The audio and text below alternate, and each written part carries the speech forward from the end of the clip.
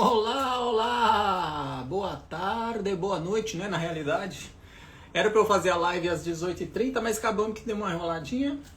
Como que vocês estão? Tudo tranquilinhos? Tudo em paz? Vamos esperar um pouquinho o pessoal entrar, falar um pouquinho sobre...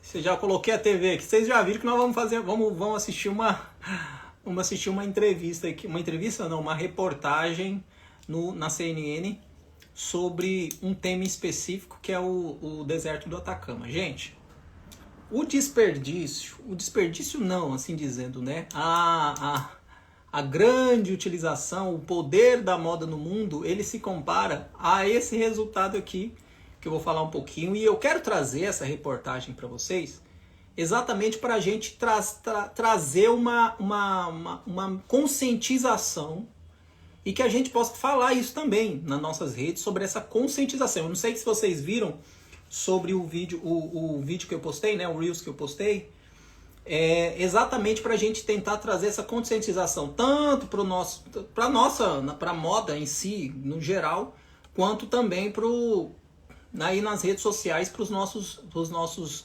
clientes, trazer essa conscientização e entender o que acontece um pouco lá fora também, né, gente? Então é interessante eu trazer uma reportagem dessa para vocês terem uma base do que está pegando lá fora, do que acontece no mundo da moda, do que acontece também no que a gente vê acontecendo em outros países. E essa reportagem é exatamente o que diz. Quem já ouviu falar? Temos 4 pessoas aqui na live aqui. Quem já ouviu falar no lixão de roupas lá do Atacama? Boa noite, Maria Antônia, tá boa? Mirassol, Maria Antônia de Mirassol, São Paulo. Abraço, Maria Antônia. Boa noite para você. Quem já ouviu falar, gente, do lixão de roupas no deserto do Atacama? Tem tanta roupa lá, descartada ilegalmente, que dá para ver do espaço. Os astronautas já falaram que dá para ver do espaço as roupas lá no chão. Ó, a Laci disse que já viu. Olá, Laci. A Laci disse que já viu a reportagem. E o que você achou, Laci?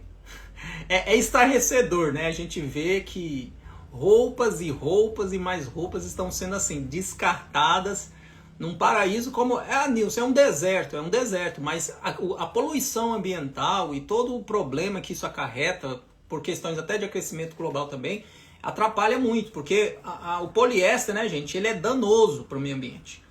E lá o que tem mais é essas roupas mesmo, é fast fashion, é poliéster, é tudo quanto é tipo de coisa, tá lá. Então vamos assistir essa reportagem? Eu acho que já deu tempo do pessoal entrar aí. Eu quero mais, a live é mais no intuito da gente criar uma conscientização e ver essa realidade. Eu quero que vocês me digam se o áudio vai estar legal, tá? E aí, em algum momento... Nunca viu Artes da Jack? Pois é, você vai ver agora nessa reportagem e depois você vai poder pesquisar também no YouTube. Lá tem um lixão, mais propriamente numa cidade chamada Quício, se não me engano, ela vai falar na reportagem. Perto de Santiago tem um lixão gigantesco, onde são depositadas peças de roupa lá e essas peças de roupa vão ficando lá ao alento. Vocês vão ver a reportagem. Vou mostrar aqui. Vamos lá, vamos assistir. Um dos pontos mais bonitos do Chile, um momento de conscientização. Ao longo dos anos, uma área do deserto do Atacama se transformou numa espécie de lixão clandestino de roupas. São toneladas de peças todos os anos descartadas no mesmo ritmo em que saem de Tá dando para ouvir direitinho? Para alertar sobre o consumo desenfreado e as consequências ambientais, um desfile foi organizado exatamente naquele ponto. O desfile nas areias do Atacama foi realizado pela ONG chilena Deserto Vestido, que se dedica à reciclagem de produtos têxteis em parceria com o movimento Fashion Revolution e o Instituto Febre. O evento, em pleno lixão, seguiu os protocolos que a indústria está acostumada a ver nas principais semanas de moda que acontecem em Paris, Milão, Nova York. Teve produção com direito à maquiagem, provas, ensaio fotográfico e muito estilo. As roupas usadas pelos modelos foram feitas com tecido das peças encontradas no lixão. Calcula-se que já tenham sido depositadas 59 mil toneladas de roupa nesse ponto do ataque. Vocês entenderam? 59 mil toneladas de roupa, só nesse ponto aqui. Tem roupa lá pra acabar, enfim, gente. É muita roupa. Tá tudo lá, nesse deserto. E tem outros pontos. Esse é um dos pontos onde eles estavam fazendo essa... Tem 10 meses essa reportagem. Onde eles estavam fazendo essa reportagem aí. Presta atenção. Cama, um material que leva séculos para se desintegrar. A iniciativa ainda alerta sobre um problema recorrente no deserto chileno. A queima clandestina de roupas, o que agrava ainda mais a crise ambiental na região. De acordo com o movimento Fashion Revolution, as roupas... Olha, vocês viram, né? O maior problema é que também essas roupas queimam lá. E aí elas liberam esses gases tóxicos, liberam fumaça, liberam, né, todo um problema ali para a região. E outra, nessa reportagem eu não sei, mas tem uma reportagem que diz que tem pessoas morando ali perto. Então às vezes as pessoas botam fogo nessa roupa para ver se ela cabe. E aí vira um fuzuê. Gente, é um lixão a céu aberto, tá? Então você pensa, além dessa roupa tá lá, roupas, calçados, pneus, muita porcaria. Ainda tem também os engraçadinhos que vai lá e bota fogo nessas roupas. É incrível. Acumuladas no deserto do Atacama são peças descartadas por indústrias de fast fashion dos Estados Unidos, da Europa e da Ásia e que foram enviadas ao Chile para serem revendidas. Ele é praticamente um cemitério ao céu aberto, com várias roupas e outros produtos de moda, né, como sapatos, que são descartados de uma forma irregular, são descartados geralmente pela própria indústria, né, ou são roupas que não foram vendidas, que acabam parando lá e que representam um grande sistema de moda que está totalmente desalinhado com a realidade do planeta. Porque muitas dessas roupas que vão parar lá no deserto do Atacama são roupas excedentes da indústria, são roupas que não foram vendidas, são roupas que muitas vezes têm defeito, então lotes com defeito, então que realmente representam um lixo para o setor. Segundo a ONG Deserto Vestido, o projeto não tem a intenção de pressionar um setor específico, mas sim chamar a atenção de agentes públicos e privados e engajá-los na luta para encontrar uma solução para o problema. A indústria da moda é considerada uma das mais poluentes do mundo. Segundo o Instituto Febre, que ajudou a realizar o desfile, o setor precisa reduzir suas emissões pela metade até 2030, para evitar o agravamento da crise climática com o aumento de 1,5 graus na temperatura da Terra. Todo mundo pode se reconhecer como um agente de transformação e as roupas, a moda pode ser uma ótima oportunidade para que a gente abra essa discussão sobre processos produtivos, sobre natureza, sobre sustentabilidade, sobre questões de gênero, questões de raça. Então, esse é o convite do projeto. A esperança é ter consumidores e empresas conscientes para que a moda se torne sustentável. Pessoal, é muito complicado, sabe? Porque a gente não tem como dizer aí quem é culpado, quem não é culpado, porque são várias empresas. O que acontece no Chile? O Chile, ele é um grande receptor dessas roupas. Deixa eu ligar a luz aqui para ficar melhor aqui a imagem.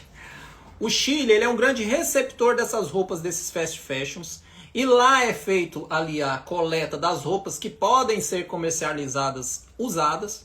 E dali, essas excedentes que não podem ser comercializados, às vezes a própria marca também, que, né, vamos dizer, de passagem, ela já vai direto e joga lá nesse lixão. É aquela velha história, né, gente? Quem nunca viu aqueles sofás largados? Aqui em Goiânia está tendo muito isso. Aqui em Goiânia, o prefeito que entrou agora, ele tá trabalhando para tentar parar com esse negócio. Tipo assim, um foi lá, deixou o sofá, aí vem todo mundo, já vai e deixa o sofá lá também. O que acontece no Chile foi assim, foi chegando, foi deixando e aí foi acontecendo. Quando foi ver, chegou nesse momento que tá agora mais de 2 quilômetros de estrada de lixão de roupa. Então, existe o quê? Existem esses excedentes que chegam lá, essa roupa chega lá no Chile para ser comercializada como roupa usada, de segunda mão, e aí, daí pra frente, O que não é conseguido fazer ali uma triagem, eles pegam e jogam lá no lixão, tá? Claro, existe alguns trabalhos, que é a próxima reportagem que eu vou mostrar aqui para vocês, existe alguns trabalhos que eles estão fazendo que está conseguindo ajudar nesse sentido de conseguir tirar um pouco, mas é muito lixo. Vocês viram? 59 mil toneladas só tem ali naquele local. Imagina no resto da região. Então, gente, é revoltante. De certa forma, chega a ser revoltante. Mas vamos ver essa outra reportagem, que essa outra reportagem aqui diz um pouquinho do que eles estão fazendo para tentar mudar isso aí, né? Mas olha aqui, ó. Aqui dá para você ver, ó. Eu vou desligar a luz aqui. Aqui dá para você ver o tanto de roupa. Olha isso aqui, olha esse espaço. Deixa eu diminuir aqui. Olha aqui. É muita roupa, gente. Olha aqui. É roupa demais. Quem já viu falar Quem já viu falar desse lixão? Tinha algumas pessoas que já tinham ouvido falar aqui, mas tem pessoas novas que entraram agora na live. Quem já tinha ouvido falar nesse lixão de roupa lá no deserto do Atacama, no Chile? Quem já ouviu falar? Eu vi uma seguidora que tinha falado que já tinha visto essa reportagem, né? Cadê ela aqui? Vocês já viram falar sobre esse lixão que tem lá na Atacama, dessas roupas de fast fashion? Aqui, ó, até a Laci falou aqui no Brasil isso acontece quando essas tragédias de enchente e tudo mais. Eles jogam muitas roupas no lixo ao invés de doar para as pessoas. E o problema da roupa é muito complicado, porque a degradação dela demora talvez até séculos, né? E aí complicado, né? Como que faz? Essas roupas nunca vão sair dali. Nós vamos partir, nossos netos vão partir, nossos filhos vão partir, as roupas ainda vão continuar ali, sujando e complicando, né? Porque respiração, efeito estufa, todo um problema gerado aí. Então agora eu vou jogar, essa aqui já é mais ou menos um entendimento que a gente tem dessa renovação que eles estão conseguindo fazer ali naquela região. E eu até quero, gente, eu estava até fazendo uma pesquisa para ver quanto que custa para ir nessa região, para eu poder dar uma ida lá, para eu mostrar de perto para vocês. Quem sabe a gente consegue fazer isso. Aí, este aterro clandestino no deserto do Atacama, no Chile, abriga montanhas de roupas usadas. As colinas coloridas de lixo crescem diariamente. Cerca de 59 mil toneladas de roupas descartadas entram por ano pela Zona Franca do porto de Iquique, a 1.800 quilômetros de Santiago. 1.800 Várias pessoas vêm todos os dias. O nome da cidade lá é Iquique. 1.800 quilômetros de distância de Santiago, que é a capital do Chile.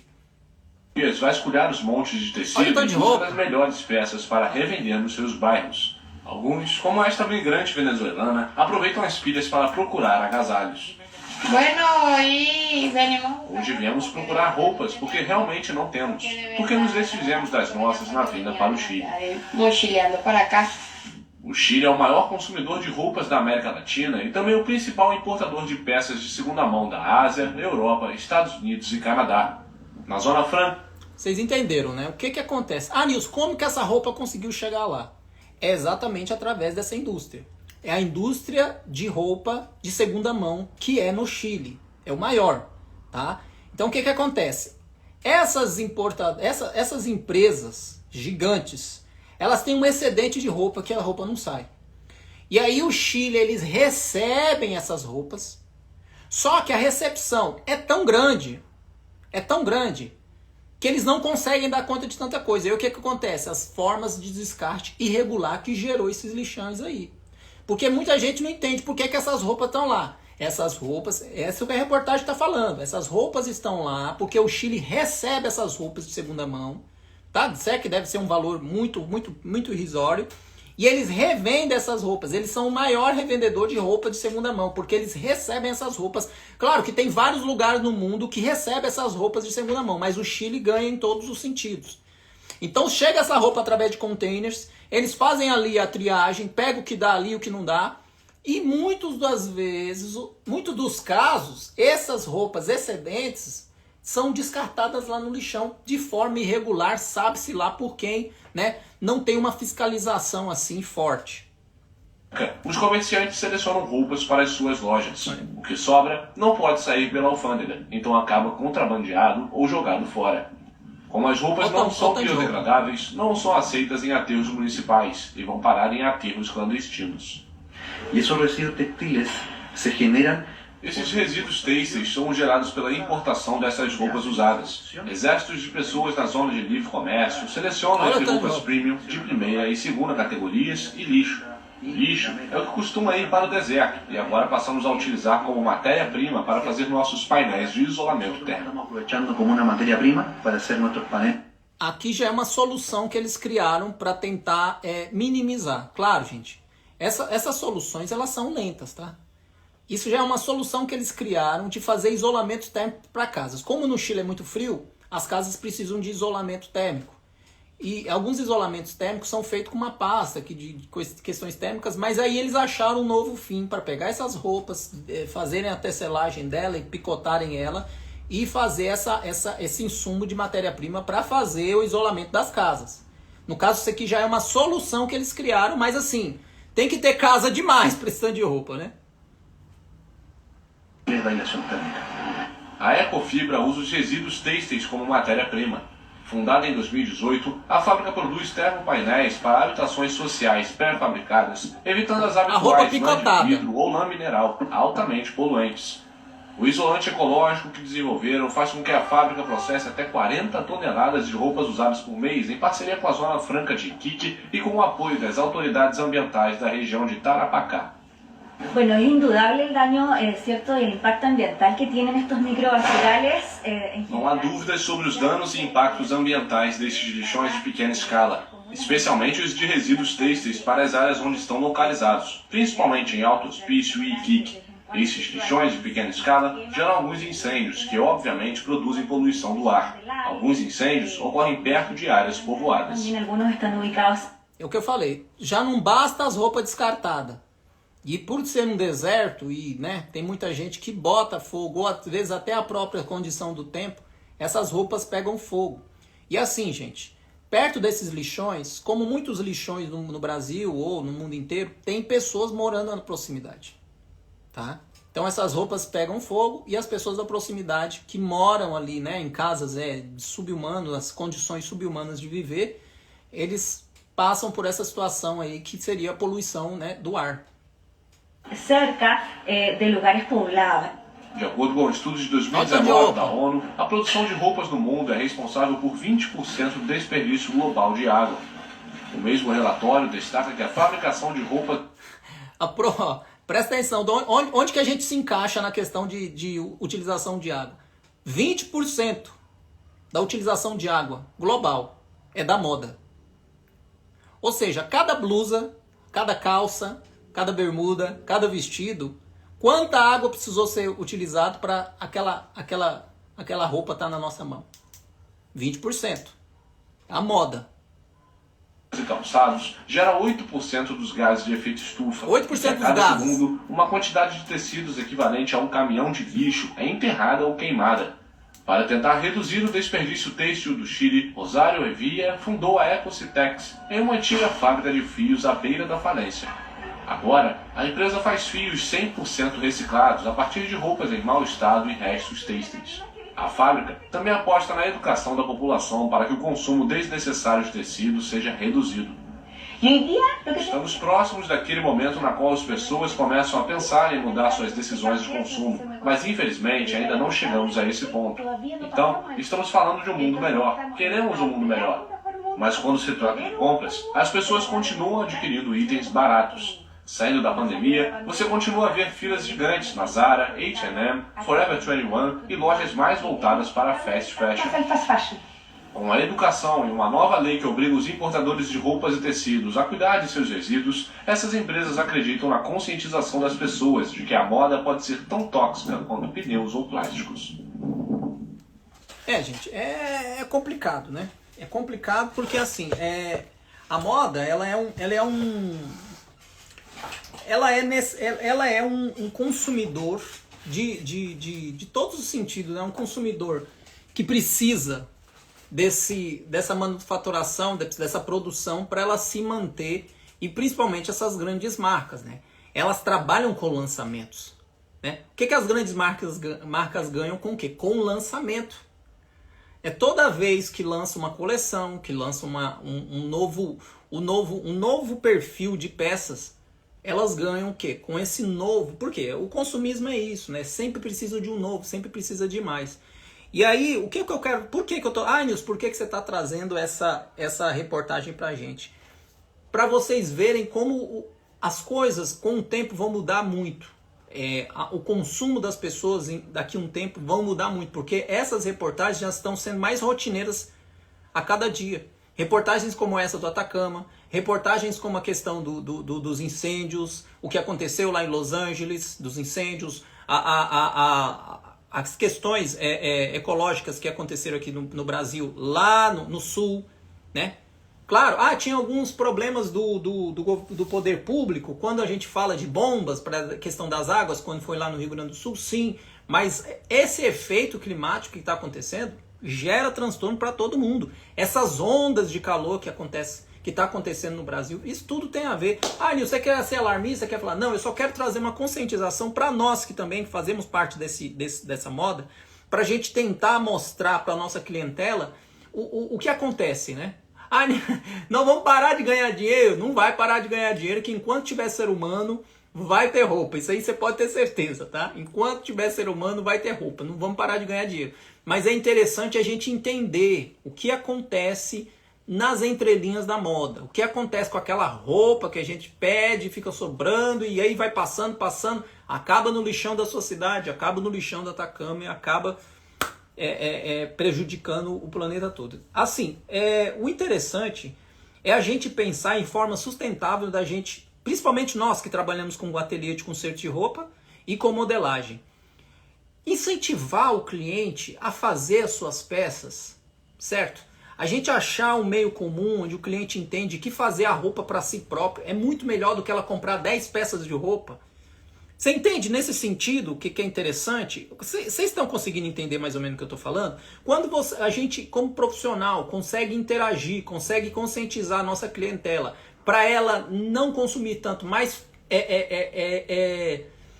usar do mercado local, que seriam os modelagens, os modelistas, que seriam fazer a própria roupa, consertar as roupas que estão no armário, fazer aquela customização para ela reutilizar. Isso não é uma forma de consciência? Vocês concordam comigo que é uma forma de consciência contra o consumismo? Quem entende mais ou menos o que eu estou falando? Talvez eu estou falando aqui sozinho e não tem ninguém me ouvindo. Quem entende mais ou menos o que eu estou falando aqui? Vocês estão caladinhos? Faz sentido, gente, quando a gente fala em conscientização? Faz sentido para vocês o que eu estou falando? Ou não faz sentido? Eu gosto de perguntar para vocês, porque às vezes posso estar falando uma coisa que é bobeira para vocês. E aí é interessante vocês me falar a ideia de vocês. Faz sentido a gente tentar trazer uma conscientização para o nosso cliente, usar mais do comércio local, trazer mais o benefício para o comércio local, e por isso que a gente tem que estar afiado. Porque como que nós vamos competir com uma grande marca dessa que tem, né, bilhões de dólares para fazer coisas muito melhores que nós... Mas assim, vamos lá. Muito antes de existir essas grandes marcas, existia a costureira. Gente, vocês, a maioria são mais velhas que eu, tá? A maioria tem mais idade que eu. Quem lembra as épocas que não existiam essas grandes marcas? A pessoa ela tinha que ir num profissional local, numa costureira local, para fazer as próprias peças. E ela fazia do zero. Tá? Esse profissional da modelagem, ele foi raleando. Por quê? Porque chegaram essas grandes marcas, onde ela tinha bilhões de dólares para investir em grande produção em escala. E aí esse trabalho desse profissional, que é um trabalho minucioso, que fazia a peça do tamanho da pessoa, o que acontecia? Ele ficava sem mercado, porque ele não conseguia competir, e ele não consegue competir com uma grande marca que tem bilhões de dólares para investir em várias e várias peças de uma vez só. Então hoje, quando o profissional da modelagem vai lá e faz uma roupa, ele não tem como cobrar o preço que é cobrado lá na fast fashion. Por quê? Porque lá na fast fashion eles têm muito capital para investir em grande escala. E aquele profissional lá da ponta, que é o profissional da modelagem, o profissional que, às vezes, você que faz conserto de roupa também modela, também faz roupa do zero, você não consegue bater nos preços, ou você quer competir com os preços e não consegue existir, não consegue se manter no mercado. E essa conscientização é o que a gente tem que levar para a clientela. Quem sabe um dia as pessoas vão ter conscientização que é melhor, às vezes, ela pagar um pouquinho mais caro para modelagem do que ela investir numa fast fashion onde vai poluir o planeta. Quem sabe a gente consegue fazer isso um dia. É por isso que a gente tem que se organizar aqui nas redes sociais e falar sobre isso. Eu estou falando sobre isso, vocês precisam também falar sobre isso. Precisamos levar essa conscientização para a nossa clientela para que haja um outro dia, para que haja o amanhã, né? Nesse sentido aí. Então, gente, é interessante a gente começar a entender mais ou menos o que acontece lá fora. Essas reportagens aqui sobre o deserto do Atacama, ela me levou a refletir muito, sabe? Porque o meu grande entrave sempre foi esse. Eu nunca quis produzir roupa. Eu ainda produzo, mas produzo numa escala muito pequititica. Não consigo nem mensurar quanto. Eu nunca quis produzir porque eu me via como se fosse mais um produzindo mais resíduos para, sabe-se lá, acabar onde. E aí, às vezes, a gente pensa produção. E aí? E depois? Para onde isso vai? Né? Aqui, ó, lá se lemos. Em 1990, aqui em Curitiba, tinha muitas lojas de tecido. A Van, por exemplo, vendia tecidos. Depois passou a vender roupas prontas e acabou a venda de tecidos e fechou muitos armarinhos de aviamento. Exatamente, através desses grandes produtores, dessas grandes marcas em série, ela acaba apertando os pequenos negócios e, em muitos casos, Olaci, isso é o que a economia faz, tá? Isso a gente diz, a mão invisível do mercado, ela pressiona o pequeno empreendedor. Ela pressiona de uma forma que o pequeno empreendedor não consegue se manter. Por quê? Porque a grande marca, ela tem bilhões para investir e dá até prejuízo, não tem problema. Agora o pequeno não consegue dar prejuízo. Porque se ele dá prejuízo, ele não consegue arcar com o dia da manhã. Já essas grandes marcas, elas têm bilhões, tanto que essas roupas que estão lá nesse deserto, são bilhões de dólares. Lá, no meio do deserto. Para eles, às vezes, é melhor eles gastar bilhões para levar essas roupas para lá do que eles botar para vender e não sair. Você entende o poder do consumismo? Laci, isso que acontece aí é exatamente o que acontece por não ter uma indústria forte. Por não ter uma organização desses artesãos, dessas pequenas empresas, não ter uma organização desses microempresários. E aí, essas grandes marcas, esses grandes poluidores, vamos dizer assim, eles dominam esses pequenos artesãos. Por isso, gente, que a costura ela ficou uma coisa tão defasada, que as pessoas querem pagar merreca. Claro que hoje, com a mudança da realidade e através do próprio erro deles, os concertos de roupa, a cada dia eles vão se valorizando um pouquinho mais. Por quê? Porque eles não conseguem fazer o que os pequenos artesãos de roupa faziam antigamente. O que a costureira sob medida fazia antigamente e ainda faz alguns? Claro que acabou muito. Os que não, infelizmente, faleceram, estão parando. É meio que assim, entendeu? A população de costureiros sob medida, ela vem diminuindo assim, vertiginosamente. Tá? Só para você ter ideia, aqui em Goiânia, antigamente era simples você fazer uma roupa. Um terno. Hoje, gente, é quase um sufoco. Tem cliente que chega em mim implorando para achar alguém que faz sob medida. E aí quando acha alguém sob medida, às vezes aquela pessoa não entrega nunca.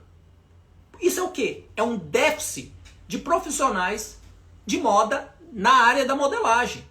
E os que estão no mercado não conseguem dar demanda ou não têm a qualificação. Então é muito complicado. Quando a gente vai para os concertos de roupa, gente, isso é uma coisa mais melindrosa. Por quê? Porque por que os profissionais de concerto de roupa conseguem precificar um pouco mais caro, até mesmo que uma modelagem? Porque a modelagem ele faz a roupa toda, né? O concerto de roupa ele vai fazer uma barra, por causa da necessidade do cliente. A necessidade do cliente gera valor no profissional de concerto de roupa. Por isso que eu falo para quem faz concerto de roupa, porque eu entendi isso. Então hoje a pessoa paga sim um pouquinho mais caro nos concertos de roupa. Por quê? Porque é uma necessidade dele, que senão ele não vai usar aquela peça que ele comprou na fast fashion mais barato do que se ele tivesse mandado fazer. Porque se ele tivesse mandado fazer, ele não precisaria fazer conserto nessa roupa. Então você vê o contraponto. Quando eu falo para vocês o porquê que o conserto de roupa dá dinheiro, é exatamente por causa dessa deixa. Essa deixa que a fast fashion não consegue fazer. Ela não consegue produzir de forma que ela consiga arcar com todas as clientelas, porque o corpo variado de pessoas, principalmente no Brasil, um é magrinho, o outro é gordinho, entendeu? Então assim, quando a gente para analisar as situações, a gente vê que o nosso futuro ele é um futuro preocupante. Por quê? Conserto de roupa tem muito. Modelagem ninguém tem muito paciência. E isso eu falo pela minha região e pelas pessoas que eu converso aqui. A Socorro está falando que faço sob medida e não demoro em entregar. Muito bom, Socorro, mas não é a grande realidade, tá? Eu queria achar um jeito, eu não sei como que a gente vai fazer isso, mas eu queria achar um jeito, talvez através do Sebrae a gente consiga fazer isso. Achar um jeito de saber, mapear esses profissionais. Porque muitos desses profissionais nem são vistos pelo Estado, né? Porque são informais. São informais, não tem nenhum entendimento do que tem que se formalizar. Então não consegue nem saber quantos tem no Brasil. Quando a gente fala de costureiros, hoje, o mapeamento que existe é de 1 milhão. Um pouco mais de 1 milhão. Um pouco mais de 1 milhão. Mas pelas pessoas que trabalham informal, eu imagino que seja 2. Sejam 2 milhões. Porque assim, o tanto de gente que deve ter informal por aí. Né? Então, pessoal, é uma coisa assim preocupante, mas ainda existe esperança. Eu creio que com essa alavancada, com essa necessidade dos países discutirem essa redução de emissão de gases de efeito estufa, isso vai impactar também um pouco as grandes marcas de moda. Não acredito que vá mudar tanto, mas pode mudar com a organização dos pequenos. Gente, é tão interessante, às vezes, você sabe por que às vezes os grandes vencem os pequenos? Porque os pequenos são pulverizados, eles não são organizados. E o grande tem muito capital para poder. Então, assim, eu creio que uma coisa que a gente... Por isso eu falo do Congresso dos Costureiros. Por isso que eu falo do Congresso das Costureiras. Para criar esse entendimento, esse consenso, que todo mundo precisa lutar por direitos iguais juntos. Porque o grande consegue vencer. As grandes marcas não estão nem aí para os profissionais piquititicos, para os microempreendedores. Eles não querem saber, eles passam por cima. Mas na hora que esses profissionais se juntam e se tornam maior que essas grandes marcas, a coisa muda de história. Quando a gente fala conserto de roupa e modelagem, eu não consigo ver eu não consigo saber. Claro, existe hoje na moda festa, né? No moda festa, o profissional de moda festa consegue superar todas as expectativas de faturamento quando a gente fala de grana, né? Quem faz moda festa aqui? Tem alguém que faz moda festa? Vestido de festa, vestido de casamento. O moda festa, ele está numa situação mais privilegiada que qualquer outro costureiro, seja de modelagem ou seja de conserto de roupa, tá? Ele consegue mostrar para o cliente que o trabalho dele é um trabalho mais renomado, sim. Quem mexe com moda festa? Tem alguém aqui que mexe com moda festa?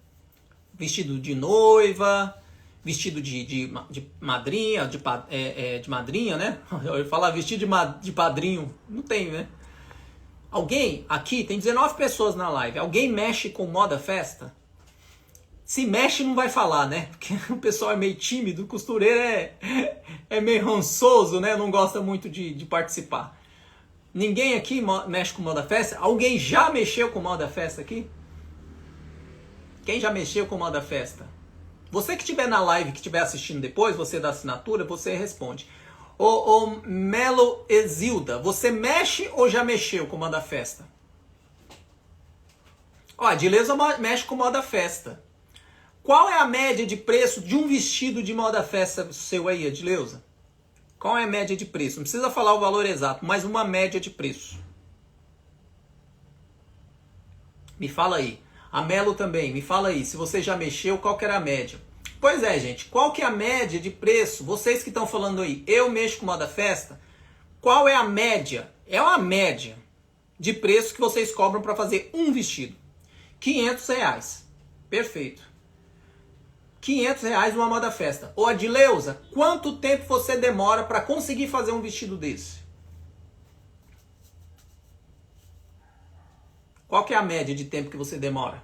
Só para a gente ter um levantamento, para eu mostrar para vocês o ponto que eu quero, onde que é o ponto que eu quero chegar. Por que o moda festa tem um pouco de prioridade, tem um pouco de vantagem em relação aos concertos de roupa e à modelagem das roupas básicas. Às vezes penso em investir em moda festa, faço vestido de festa para minha filha. Se eu fosse cobrar um vestido de festa, seriam R$1.000. E você consegue cobrar esse valor se você se identificar como um profissional e as pessoas conseguirem ver isso em você. Em relação à roupa festa, tudo certo. Roupa festa consegue extrapolar, tá? Roupa festa consegue extrapolar todo o senso comum de costura. Por quê? Porque é um evento diferenciado. Agora, gente, qual que é a precificação na cabeça do cliente quando a gente fala de concerto e quando a gente fala de modelagem de roupa casual? Entendeu? De roupa casual. Quando a gente fala de modelagem de roupa casual, o cliente não quer pagar mais de R$300 numa peça, ou 200, ou tem gente que não paga nem 100 numa blusinha. E às vezes o tecido que ela foi comprar ali já é uns 50 pau. Aqui ó, Ateliê Artes da Jaque, não faço, às vezes refaço. No caso você faz conserto de roupa. Ó, mão de obra mínima R$600, a Terezinha. Aqui, ó, a Adileuza fala que em 12 horas, em média, ela gasta para fazer um vestido de R$500. Então, gente, vamos criar um consenso aqui que o moda festa, ele é completamente diferente dos concertos de roupa. Porque assim, o concerto de roupa, eu vou falar bem a verdade para você. Você só consegue ganhar dinheiro com concerto de roupa se você usar bem a matemática, se você usar bem o seu tempo e se você souber angariar clientes certos. Pum! Você racha de ganhar dinheiro. Agora, se você qualquer coisinha faz baratinho, se você não tem essa volatilidade de entregar o serviço rápido, se você leva a coisa com a barriga nos concertos de roupa, vai sofrer e vai sofrer muito. O que eu trago aqui nas redes sociais é uma organização tanto de faturamento, como de atendimento, como você entender a sua clientela do público-alvo. Concerto de roupa só dá certo assim. Eu já passei por todas as fases dos concertos. As fases que eu pegava tudo, as fases que eu não cobrava adiantado, as fases que eu fazia barato. E eu só vim me entender quando eu comecei a entender que o meu negócio ele tinha um entendimento que é público-alvo, pagamento adiantado, padronização de serviço, limitação de peça e serviço rápido. O dinheiro gira. Agora, quando você vai por moda festa, o moda festa é mais simples de você precificar para cima. Claro, você tem que ter todo um trabalho de angariar essa clientela, porque não é toda semana que esse cliente vai estar em você. Então, claro, as pessoas que fazem moda festa têm um desafio, que o desafio é criar essa rotatividade. O pessoal dos concertos de roupa não. O concerto de roupa não fica sem trabalho. Ele sempre tem serviço. E cobrando barato ou cobrando caro, ele sempre tem trabalho. Eu sou um exemplo disso porque eu tenho 3 lojas funcionando plenamente. Desde 2016 eu tenho uma loja, né? 2023 eu abri no Galo. E ano passado eu abri aqui. E estou mantendo esses 3 aluguéis através apenas do concerto de roupa. E alguns aviamentos, mas é ínfimo o aviamento. Então assim, a organização em relação a você conseguir vencer nos concertos de roupa e na modelagem de roupa simples, ela é muito mais difícil do que alguém que faz modelagem de roupa festa. O que faz a moda festa, ele consegue precificar para mais. E ele consegue precificar para mais porque isso tem um contraponto que é um evento. Agora, quando você vem para os concertos de roupas, não é mais evento. Quando você vem para o concerto de roupa, quando você vem para uma modelagem de uma blusa, modelagem de uma calça, aí o cliente ele precifica como? É cotidiano, é do dia a dia. Eu consigo cobrar mais barato lá na feira. Esse é o entendimento, é por isso que a gente tem toda uma luta tem toda uma guerra para conseguir angariar essa clientela e fazer com que ela continue vindo. Quando a gente fala em questão de taxa de retorno, eu não consigo achar nem a moda festa com um retorno mais lucrativo do que os consertos de roupa. Porque o conserto de roupa, você não gasta, você não precisa ir comprar tecido, você não precisa parar você não precisa aprender a modelar. Eu sou um exemplo disso, que eu não sei modelar, eu sei costurar. O conserto de roupa, a taxa de retorno é gigantesca. Não estou fazendo propaganda dos consertos de roupa, eu só estou dizendo que vocês que fazem conserto de roupa, vocês que têm empresas de conserto de roupa, vocês têm uma pepita de ouro na mão, se vocês souberem gastar ela. Se você não souber gastar ela, você tem um pedaço de pedra que não vale nada na sua mão. Por isso que tem muita gente há 40 anos trabalhando e não consegue ganhar dinheiro porque ele viu que ele tem uma pedra na mão dele e essa pedra só pesa. Agora, quando a gente entende que os consertos de roupa ele é uma pepita de ouro, que você não precisa investir para lapidar ela, ó, e eu sou um exemplo disso, exemplo vivo, tá? Exemplo vivo. Aqui a Terezinha falando, uma cliente minha levou um ateliê de moda festa especialista. O vestido dela saía 12 mil. Sim, o moda festa, se você conseguir criar uma empresa, eu tô falando de empresa, não tô falando da fulana, procura a ciclana, não, tô falando a empresa tal, vou lá na empresa tal que lá tem especialista. Aí você consegue, ó. Por isso que eu falo pra vocês. Vocês têm que achar uma forma, é o que eu falo pra vocês. Presta atenção que eu vou falar pra gente encerrar a live aqui. Quando o cliente sabe que ele está indo numa empresa, você consegue, ó. Agora quando ele está indo numa profissional que conserta, que faz serviço, que faz modelagem, a precificação vem para baixo. A autoimagem das pessoas, elas entendem quando aquilo não é personificado. Vocês conseguem entender o que eu estou falando? Não pode haver uma personificação quando a pessoa entende que você tem que... Não, ela tem que entender que ela vai lá na Equilíbrios. E lá na Equilíbrios o Nilson trabalha lá. Ela tem que entender que ela vai lá no ateliê Terezinha. E a Terezinha trabalha lá, que é a proprietária. Quando você consegue desvincular, ah não, eu vou lá na costureira, no fulana. Quando ela personifica isso, ela acha que ela está pagando para você.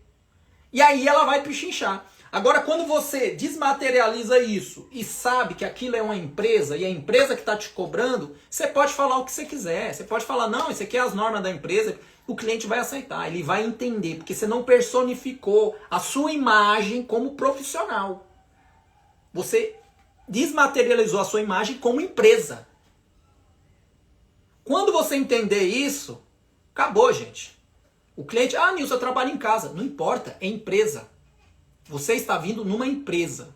E essa empresa está te cobrando o valor para ela se manter viva. Agora, se ela estiver achando que ele está pagando para você, aí acabou. Aí ele vai pechinchar porque ele acha que ele está pagando uma pessoa. Claro, isso é até estranho, né, a gente falar isso, mas é engraçado. Quando a pessoa ela personifica as coisas, ela acha que ela está pagando o profissional, ela fica naquela marra.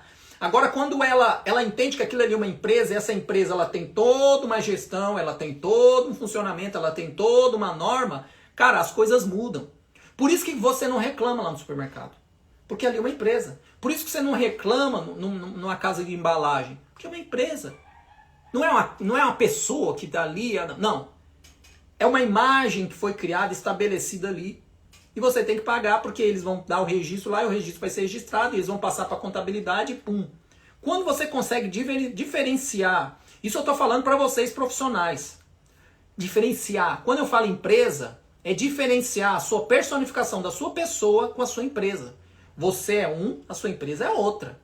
Você tem que fazer o seu cliente entender que aí é uma empresa. Quando ele entende que é uma empresa, as coisas começam a melhorar. Aí você começa a cobrar adiantado e ele tá tudo certo, porque é a norma da empresa, não é a norma do Nilson. Então até você conseguir desprender isso da cabeça das pessoas é difícil. Tá bom? E o que isso tem a ver com o início da live? O que tem a ver é que nós, como profissionais que trabalhamos aqui na ponta, como modelagem, como conserto de roupa, nós somos uma válvula de mudança nessas fast fashions. Se a gente se organizar, se a gente entender que localmente a gente pode ser os produtores dessas roupas para a nossa clientela, para as pessoas, a gente consegue trazer um entendimento. Tá certo? Quem conseguiu entender mais ou menos o que eu estou falando aqui? A gente tem que se organizar, é por isso que eu falo, vocês têm que ser empresas, e grandes empresas. A gente tem que ser grande empresa pra gente mudar a realidade das coisas, gente. Eu vou falar isso todo, enquanto eu viver, eu vou falar isso pra vocês. Tem que se organizar, tem que se tornar uma empresa de verdade. Não é essa coisa bagunçada, as traças, não. Costureiro merece respeito, costureira merece respeito. Tá beleza? Então, assim, gente, eu quero deixar essa live com vocês, vou deixar lá de salvo na assinatura. Em algum momento eu vou jogar ela aqui no YouTube, vou jogar ela no YouTube. E assim, levem pra vocês o que vocês viram hoje. Principalmente você que assistiu essa live toda, que não vai poder assistir depois, porque eu vou jogar na assinatura. Meditem sobre isso daqui. Você pode ser um ponto de renovação aí na sua região. Você pode ser aquela pessoa que vai abrir uma empresa de modelagem aí pra pessoa não precisar ir lá no Brás comprar roupa, não. Você vai comprar de você. Porque você modela, você faz roupa aí da sua região, vai fomentar o mercado local. E não vai ter desperdício, porque você vai saber distribuir aquilo. Agora, quando ela vai fomentar lá, as grandes marcas, aí complica o planeta.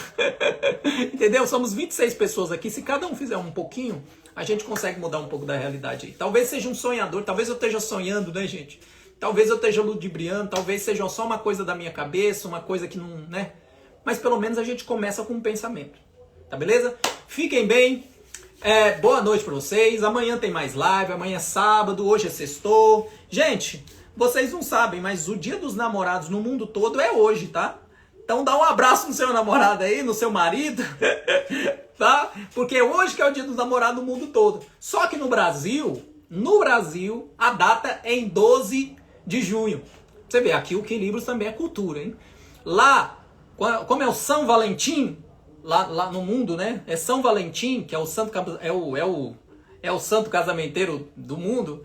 Então dá dia 14 de fevereiro. Só que aqui no Brasil, eles mudaram o santo, né? Aqui é o outro santo aqui. E aí é dia 12 de junho aqui no Brasil. Então você tá vendo essas coisas vermelhinhas aí no Instagram, é porque no mundo todo tá sendo o Dia dos Namorados, que é o dia Valentine's Day, né? É por isso que tá acontecendo isso aí. Tchau, tchau, gente. Abraço. Fiquem bem.